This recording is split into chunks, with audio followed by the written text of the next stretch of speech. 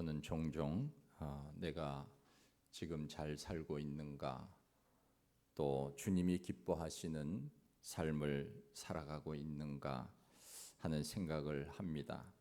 우리는 나름대로 열심히 산다고 하지만 열심히 사는 것과 주님이 기뻐하시는 삶을 사는 것은 다른 것입니다. 우리는 흔히 이런 이야기를 합니다. 하나님, 저는 열심히 살았습니다. 일도 열심히 했고 자녀도 열심히 키웠고 헛된 시간을 보내지 않고 살았습니다. 그렇게 말하기도 합니다. 그러나 그것이 하나님과 관계 있는 삶을 살았는가 하는 것입니다. 성경은 말씀합니다. 시편 127편 1절 이하에 너희가 아침 일찍 일어나고 늦게 누우며 수고의 떡을 먹음이 헛되도다. 열심히 최선을 다하여 살았음에도 하나님께서는 그렇게 열심히 살아도 수고의 떡을 먹음이 헛되다고 하셨습니다. 다시 말하면 우리가 열심히 사는 것은 하나님과 연결되어 있어야 열심히 사는 것이 인정이 되고 그것이 잘 사는 것임을 우리들에게 말씀하고 있습니다. 만일 우리가 그렇지는 않겠지만은 도둑질을 열심히 한다고 합시다. 그러면 그것이 열심히 산 것이 되느냐 하는 것입니다. 결코 그렇지 않습니다. 하나님 마음에 맞아야 하나님이 인정하시는 것이고 하나님이 그래 참 열심히 살았구나, 그렇게 하나님이 우리에게 말씀하시지 않겠습니까? 오늘 우리가 읽은 이 본문에서 우리는 어디에 방향을 맞추어야 하는지를 예수님께서 말씀해 주시고 계십니다. 예수님께서 십자가에 못 박히시고 난 다음 제자들은 실망하여서 자기 고향으로 돌아왔습니다. 디베랴 바닷가로 온 것입니다. 물고기를 잡았습니다. 디베랴라고 하는 호수는 갈릴리의 또 다른 이름입니다. 예수님께서 평소에 제자들에게 뭐라고 말씀하셨습니까? 너희는 사람을 낚는 어부가 되라, 그렇게 말씀하시지 않았습니까? 그런데 예수님이 십자가에 못 박혀 돌아가시니까 그 말은 다 잊어버렸습니다. 사람은 낚지 않고 다시 갈릴리 바닷가에 와서 고기를 잡고 있는 것입니다. 예수님께서 하신 말씀을 전혀 듣지 않았습니다. 잊어버렸습니다. 귓등으로 들었습니다. 처음에는 그렇게 하겠다고 대답을 했지만 예수님이 십자가에 못 박혀 죽으시니까 제자들은 이제는 우리에게 소망이 없구나, 실망한 것입니다. 우리가 지금까지 잘 못 살았구나, 저 예수를 따라다니면 출세하고 뭐든지 잘 되는 줄 알았는데 저렇게 허망하게 십자가에 달려서 죽다니, 그러면서 실망하여 다시 자기 본업으로 돌아간 것입니다. 그때 예수님께서 부활하신 후에 베드로를 비롯한 7명의 제자들이 고기 잡는 현장에 오셨습니다. 그날따라 한 마리도 잡지 못했습니다. 날이 새어갈 때 예수님께서 제자들에게 말씀하십니다. 얘들아, 고기가 있느냐? 예수님이 물으셨습니다. 여기서 얘들아 하는 단어는 헬라어로 파이디온이라고 하는 단어입니다. 이것은 어린아이들아 혹은 철부지들아 이런 뜻으로 쓰여지는 단어입니다. 예수님께서 제자들을 부를 때 평소에는 그렇게 부르지 않으셨습니다. 얘들아, 아이들아 이렇게 부르지 않으셨습니다. 예전 같으면 제자를 표현하는 단어는 마세테스라고 하는 단어인데 이렇게 얘들아 부른 적은 없었습니다. 오늘은 우리 예수님께서 제자들에게 얘들아 이렇게 부르셨습니다. 이것은 무슨 뜻입니까? 철이 없다 하는 뜻입니다. 아이들은 아직까지 철이 덜 들었습니다. 좌우를 분별할 수 있는 능력이 그들에게는 아직 부족합니다. 지금 제자들의 상황이 그랬습니다. 철없는 아이와 같은 제자들을 보고 우리 예수님께서는 마세테스라고 하는 제자의 단어를 사용하지 않으시고 파이디온이라고 하는 단어를 사용하셔서 얘들아 파이디오나 그렇게 부르신 것입니다. 예수님께서 우리가 철없는 행동을 할 때 우리에게도 그렇게 부르실 것입니다. 얘들아 이렇게 부르실 것입니다.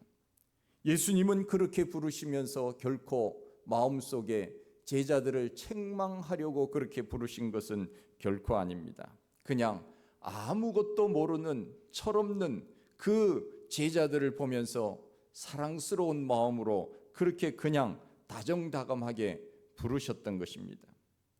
생각해 보십시오. 베드로가 어떤 사람입니까? 수제자였지만은 베드로는 언제나 양날의 칼이었습니다.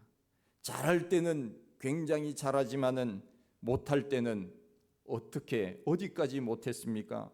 예수님을 부인하고 배반하는 그런 제자였습니다. 천방지축, 철없는 행동을 했던 사람이 바로 베드로입니다. 예수님이 십자가에 못 박혀 돌아가시기 전 빌라도 앞에서 제사장 앞에서 신문을 받을 때 베드로는 뭐라고 했습니까? 여종의 물음에 벌벌 떨지 않았습니까? 베드로는 예수님 앞에서 이런 이야기를 했습니다. 나는 결코 예수님을 부인하지 않겠습니다. 그런데 어땠습니까? 제일 먼저 예수님을 부인하고 도망갔습니다. 그러면 예수님께서 부활하셔서 다시 고향으로 돌아와 물고기를 잡는 베드로를 만났을 때 예수님께서는 충분히 책망하실 수도 있지 않았겠습니까? 베드로야, 너 이리 좀 와봐라. 아마 인상을 쓰면서 화가 난 모습으로 예수님께서 베드로를 그렇게 부르실 수도 있었을 겁니다. 너 나에게 평소에 뭐라고 얘기했지? 너가 그렇게 나에게 말하지 않았느냐? 결코 나는 예수님을 부인하지 않겠다고, 배반하지 않겠다고 너 입으로 말하지 않았느냐? 다른 제자들은 다 주를 버릴지라도 나는 결코 주님을 버리지 않겠습니다. 그렇게 장담하지 않았느냐? 너 오늘 잘 만났다. 혼 좀 나봐라. 군대식으로 말하면 엎드려 왔죠? 아시는 분만 아시는 거예요. 원산폭격, 오리걸음, 군장 메고 운동장 50바퀴 돌아. 그렇게 말할 수도 있지 않았겠습니까? 그러나 우리 예수님께서는 그 모든 것들을 다 사랑으로 받아주시고 그냥 철없는 아이처럼, 아직까지 잘 모르니 철없는 아이처럼 그렇게 부르신 겁니다. 얘들아, 그렇게 부르신 것입니다. 지금 철없는 행동을 하는 제자들을 볼 때 예수님의 속마음은 많이 안타까웠을 것입니다. 또 한심하게 보였을 것입니다. 그러나 예수님은 과거의 잘못을 결코 말씀하지 않으셨습니다. 예수님은 사람을 다루실 줄 아시는 최고의 카운슬러이십니다. 얘들아, 다정다감한 소리로 얘들아, 너희에게 고기가 있느냐? 고기를 많이 잡았느냐? 우리 예수님께서 그렇게 물으십니다. 예수님이 몰라서 그렇게 물으신 것이 결코 아닙니다. 예수님이 그렇게 물으신 것은 깨닫도록 하기 위해서 물으신 것입니다. 지금 제자들은 자기들이 무슨 잘못을 하고 있는지를 모르고 있습니다.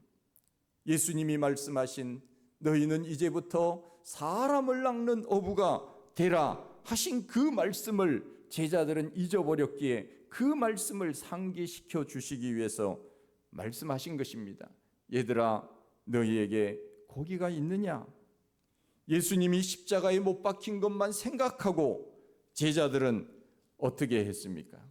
소망을 다 포기하고 다시 본업으로 돌아가지 않았습니까? 생각해 보십시오. 3년 이상 그들은 예수님과 함께 다녔습니다. 그리고 예수님께서 하신 말씀을 그들은 많이 들었습니다. 우리처럼 이렇게 일주일에 한 번, 두 번 이렇게 주님 앞에 나온 것이 아니고 그들은 하루 24시간 숙박을 하면서 제자들과 함께 예수님이 그렇게 지내지 않았습니까? 그러면은 그 3년의 시간은 결코 짧은 시간이 아닙니다. 수많은 말씀을 제자들에게 하셨고 수많은 기적을 그들은 체험했던 사람들 아닙니까? 그런데 예수님께서 십자가에 못 박혀 돌아가시니까 지나온 예수님의 말씀은 다 잊어버렸습니다. 그리고 절망 가운데 살아가고 있다는 것입니다. 여러분, 혹시 우리가 이 세상을 살아가면서 지금까지 내가 예수를 믿었는데도 불구하고 왜 내가 이렇게 잘 되지 않지? 왜 이런 어려움이 생기지? 그때 제자들처럼 실망하고 다시금 포기하여 주님을 멀리하고 살아서 되겠습니까? 우리 주님은 어제나 오늘이나 영원히 동일하신 그런 분 아닙니까? 우리 예수님께서는 살아계실 때 분명히 말씀하셨습니다. 얘들아, 내가 십자가에서 죽지만은 사흘 만에 다시 살아나서 너희들보다 먼저 갈릴리로 가리라. 우리 주님께서는 분명히 제자들에게 말씀하셨습니다. 한 번 말씀한 것이 아닙니다. 여러 번 말씀하셨습니다. 내가 다시 살아날 것이다. 그리고 너희들보다 먼저 갈릴리로 갈 것이다. 십자가에 못 박힌 다음에 제자들은 다 고향으로 갔습니다. 그러나 우리 예수님은 사흘 후에 다시 살아나셔서 제자들보다 늦게 출발하셨지만 너희들보다 먼저 갈릴리로 가 있겠다. 무슨 뜻입니까? 우리 예수님은, 부활하신 예수님은 시간과 공간을 초월하시는 분이시라는 것을 우리들에게 말씀하고 계십니다. 우리가 부활의 날에는 이런 물리적인 것으로 인하여 장례를 받는 것이 없어진다는 것입니다. 시간과 공간을 초월하여서 예수님께서 변화산에서 말씀하신 것처럼 모세도 만나고 엘리야도 만나게 됩니다. 시간과 공간이 자유롭게 넘나들 수 있는 그 시간이 바로 부활의 시간입니다. 그래서 내가 살아나면 너희들보다 먼저 갈릴리로 가게 될 것이다. 분명히 말씀하셨습니다. 그런데 제자들은 절망하여서 다시 자기 고향으로 가서 본업으로 물고기를 잡고 있는 것입니다. 그때 예수님께서 제자들에게 깨닫게 하시기 위하여 물으신 것입니다. 얘들아, 너희에게 고기가 있느냐? 고기를 잡았느냐? 물으십니다. 이 말은 바꾸어 말하면 이렇습니다. 너희에게 지금 기쁨이 있느냐? 너희에게 지금 평안이 있느냐? 너희에게 지금 만족이 있느냐? 그 말입니다. 너희들 지금 헛수고를 하고 있구나. 그런 뜻입니다. 여러분, 열심히 산다고 하는 것이 무엇입니까? 주님의 말씀과 관계없이 열심히 사는 것은 주님이 결코 인정해 주시지 않는다는 것입니다. 가정을 위하여, 자녀를 위하여, 직장을 위하여, 나라를 위하여 열심히 사는 것은 좋은 일입니다. 잘하는 일입니다. 그러나 우리는 그러한 일을 하면서도 언제나 주님을 잊어서는 안 됩니다. 주님이 하신 말씀을 잊어서는 안 됩니다. 내가 가정일에 최선을 다하고 직장일에 최선을 다하고 나라를 살리는 일에 최선을 다하며 살아야 하지만 그러나 모든 것은 우리 주님과 함께 해야 하는 것입니다. 주님과 떨어져서 내 생각대로 살아서는 안 된다는 것입니다. 무슨 일을 하든지 주님과 함께 가야 합니다. 주님을 생각하며 일해야 한다는 것입니다. 더 믿음이 좋은 사람은 교회를 생각하며 사는 것입니다. 교회라고 하는 공동체를 통해서 우리는 주님을 사랑하게 되는 것입니다. 이 교회라고 하는 공동체에 나와서 우리가 영적인 훈련을 받고 하나님 앞에 예배를 드리면서 우리의 믿음이 자라는 것입니다. 혼자서는 영적인 생활을 유지하기가 어렵기 때문에 하나님께서 교회라고 하는 공동체를 우리에게 주신 것입니다. 그리하여 우리 예수님은 오늘도 이 자리에 나온 우리 모두를 우리 주님은 기뻐하시는 것입니다. 너가 오늘 주일에 있어야 될 이 자리는 바로 여기야. 우리 주님께서 그렇게 말씀하시는 것입니다. 너가 아무리 밤이 새도록 그물을 던져도 그것이 주님이 원하는 것은 아니야. 내가 원하는 것은 아니야. 주님 없는 열심은 안 된다는 것입니다. 아침 일찍 일어나고 늦게 누워도 수고의 떡을 먹음이 헛되도다. 그 말씀이 바로 이 말씀입니다. 너희들이 열심히 그물질을 하지만 그것은 내가 원하는 것이 아니야. 그것은 너희들 자체만을 위해서 사는 것이야. 내가 원하는 뜻은 그것이 아니라는 것을 우리 예수님은 가르쳐 주고 싶었던 것입니다. 우리는 무슨 일을 해도 주님이 기뻐하시는 삶을 살아야 합니다. 교회에 와서 봉사하는 것을 위시하여 내가 처한 삶의 자리에서 주님을 기쁘시게 하면 그것이 주님을 위하는 삶입니다. 그것이 주님과 관계없는 삶이라면 밤이 맞도록 수고하여도 물고기를 잡을 수 없는 것입니다. 주님이 묻습니다. 우리에게 지금 묻습니다. 얘들아, 물고기가 있느냐? 주님이 묻습니다. 너희들 마음에 그렇게 열심히 사는데 기쁨이 있느냐? 행복이 있느냐? 평안이 있느냐? 만족이 있느냐? 오늘 지금 예수님은 나에게 물으십니다. 제자들이 대답합니다. 아닙니다. 물고기 없습니다. 한 마리도 잡지 못했습니다. 그렇습니다. 주님 없이 혼자 열심히 사는 것, 이것은 물고기가 없는 것과 같은 것입니다. 기쁨이 없는 것과 같은 것입니다. 만족이 없는 것과 같은 것입니다. 행복이 그곳에는 없는 것입니다. 우리 주님께서 말씀하십니다. 그물을 배 오른편에 던지라. 그리하면 잡으리라. 그물을 어디에다가 던지라고요? 배 오른편에 던지라. 그리하면 잡으리라. 여기서는 오른편 왼편이 중요한 것이 아닙니다. 이 말씀은 무슨 뜻입니까? 너희 인생의 방향을 바꾸라는 것입니다. 내 말대로 살으라는 것입니다. 너희들이 아무리 열심히 너희들의 전공을 살려서 그렇게 산다고 하더라도 그것은 잘못된 것으로 갈 수 있으니 내 말을 좀 들어다오.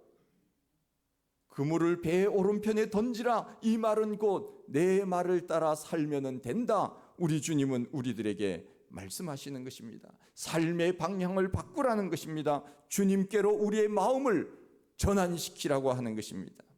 세상에서 너희 일에 빠져서 주님을 멀리하지 말고 주님께 마음을 바꾸어 그렇게 살면 더 큰 은혜와 복이 있다는 것을 주님께서 가르쳐 주시는 것입니다. 배 오른편에 그물을 던졌더니 결과가 어떻게 되었습니까? 성경에 말씀하고 있지 않습니까? 물고기를 잡았습니까? 못 잡았습니까? 잡았습니다. 얼마나 잡았습니까? 많이 잡았습니다. 얼마나 많이 잡았으면 그물을 덜 수 없을 정도로 잡았다고 했습니다. 그들은 밤새도록 한 마리도 잡지 못했는데 예수님이 말씀하신 대로 했더니 그물을 들 수 없을 정도로 많이 잡았다고 했습니다. 오늘 11절 말씀에 보면 그 물고기의 수가 153마리라고 했습니다. 우리가 생각할 때는 아니 많이 잡았다고 했으면서 무슨 고작 153마리밖에 안 되는데 많이 잡았다고 그렇게 말하지? 이렇게 생각할 수 있습니다. 여러분, 고래 한 마리 잡아도요 많이 잡았어요? 못 잡았어요? 고래 한 마리를 잡느냐 피라미 한 마리를 잡느냐 다른 것입니다. 큰 참치 한 마리를 잡느냐 작은 물고기 한 마리를 잡느냐 이것은 차이가 있습니다. 여기서 들 수 없을 정도라고 했으니 153마리의 물고기는 아주 큰 물고기였습니다. 그들이 함께 들러도 들 수 없는 그러한 그 많은 물고기를 잡은 것입니다. 밤이 맞도록 수고했지만은 한 마리도 잡지 못했던 그들이 우리 예수님께서 말씀하시니 말씀에 순종하여 던졌더니 놀라운 복이 그들에게 임한 것이 아닙니까? 153마리 큰 물고기를 잡은 것입니다. 여러분, 153 하면 혹시 생각나는 것이 있으십니까? 예, 제가 오늘 서집사님 오니까 얼마나 반가운지 제 마음이 설레요. 예. 말씀하신 대로 볼펜, 제가 지금 볼펜을 가지고 왔습니다. 무슨 볼펜입니까? 모나미 볼펜. 여러분들 어떻게 그렇게 잘하세요? 이거 모나미 볼펜입니다. 1963년 송삼석 회장이 설립한 회사인데 사업이 하도 안 돼서 포기하고 있다가 하나님 왜 제 사업이 이렇게 안 됩니까? 성경을 읽으면서 이 구절이 생각이 난 거예요. 153마리 많은 물고기를 잡았다. 그 말씀을 읽고는 그래 이름을 이렇게 지어야지 모나미 153 이렇게 이름을 붙인 거예요. 이 볼펜은 여러분들이 아마 안 써보신 분은 없을 거예요. 아마 대부분이 집에 한 자루 이상씩 있을 겁니다. 모나미라고 하는 이 단어는 프랑스어로 내 친구라고 하는 뜻입니다. 그가 처음에 하나님 이 볼펜이 지구상에 5억 자루만 팔게 해주세요. 그렇게 기도했다고 합니다. 그런데 그가 기도한 다음에 10년 이상이 지나서 5억 자루가 팔렸답니다. 이거 엄청난 자루입니다. 볼펜이 5억 자루 팔렸다고 하는 것은 이것은 엄청난 숫자입니다. 그런데 놀라운 것은 지금까지 이 모나미 볼펜이 얼마나 팔렸느냐? 35억 자루 이상이 지금 팔렸습니다. 전 세계 사람들이 안 쓰는 사람이 없을 정도로 그만큼 많이 팔린 이 보잘것없고 모양도 별로고 뭐 이렇게 값진 것 같지도 않은데 그렇게 팔린 것입니다. 그렇습니다. 주님께로 방향을 전환하면 일이 되는 것입니다. 생각해 보십시오. 예수님은 어부가 아닙니다. 예수님은 30년 동안 목수의 일을 했습니다. 베드로는 전문 어부였습니다. 목수와 어부 누가 바다를 더 잘 알겠습니까? 누가 고기를 잡는 데 전문가입니까? 우리 예수님은 결코 전문가가 아니었지만은 그러나 예수님 말씀 한마디에 어부는 아무것도 아니었습니다. 흔히 우리는 이런 말을 합니다. 내가 그 일을 30년 동안 해왔어. 내가 평생 그 일을 해왔어. 내가 3대째 5대째 무슨 일을 하고 있어. 이런 말을 합니다. 노하우는 인정합니다. 그러나 우리는 예수님 앞에 뱉기를 들어야 됩니다. 예수님 말씀에 순종해야 됩니다. 베드로가 주님이신 줄 알고 주님이다 그러면서 바다에 뛰어들었습니다. 반가웠던 것입니다. 내가 죄인이라는 것입니다. 내가 주님을 배반한 사람이라는 것을 인정하고 주님 제가 잘못했습니다.